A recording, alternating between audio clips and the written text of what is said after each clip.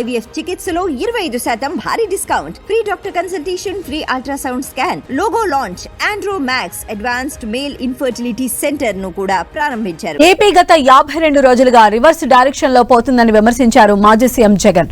రాష్ట్రంలో హత్యలు, అత్యాచారాలు, ఆస్తుల ధ్వంసం, దాడులు జరుగుతున్నాయని, ప్రశ్నించే వారిని అణిచివేసే ధోరణిలో ప్రభుత్వ పాలన సాగుతోందని విమర్శించారు. ఎన్నికల్లో ఇచ్చిన హామీలను అమలు చేయాల్సి వస్తుందనే భయంతో చంద్రబాబు సర్కార్ రెగ్యులర్ బడ్జెట్ కూడా ప్రవేశపెట్టడం లేదని ఎద్దేవా చేశారు.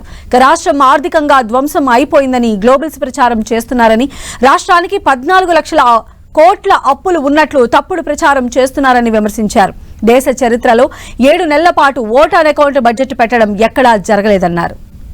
ఏకంగా 7 నెలలు ఓట్ ఆన్ అకౌంట్ బడ్జెట్ మాత్రమే ప్రవేశపెట్టే అధ్వానమైన పరిస్థితిలో ఈరోజు రాష్ట్రం ఉంది అని అంటే, రెగ్యులర్ బడ్జెట్ ప్రవేశపెట్టే ధైర్యం కూడా చంద్రబాబు నాయుడు గారికి లేదు అని అంటే ఎంతటి దారుణమైన పాలన సాగుతా ఉంది అని చెప్పడానికి ఇదొక గొప్ప నిదర్శన. నిజంగా ఆ రెగ్యులర్ బడ్జెట్ లో తాను సూపర్ 6 అంటూ, సూపర్ 10 అంటూ తాను చేసిన ఆ మోసపూరిత హామీలకు సంబంధించిన కేటాయింపులు బడ్జెట్ లో కనపడకపోతే ప్రజలు రోడ్డు మీదకి వస్తారని, ప్రజలు గలం విప్పుతారని అని చెప్పి ఏకంగా ఆ పరిస్థితి రాకూడదు అని చంద్రబాబు నాయుడు గారు దాటవేస్తా ఉన్న ధోరణి. ప్రజలెవరూ రోడ్ల మీదకి రాకూడదు అని భయానక వాతావరణం, ఫియర్ సైకోసిస్ క్రియేట్ చేస్తూ రాష్ట్రాన్ని ఏకంగా అత్యాచారాలు, హత్యలు, కొట్టడాలు, ఆస్తుల ధ్వంసాలు, వీటి అన్నిటితో భయానక వాతావరణం క్రియేట్ చేస్తా ఉన్నారు.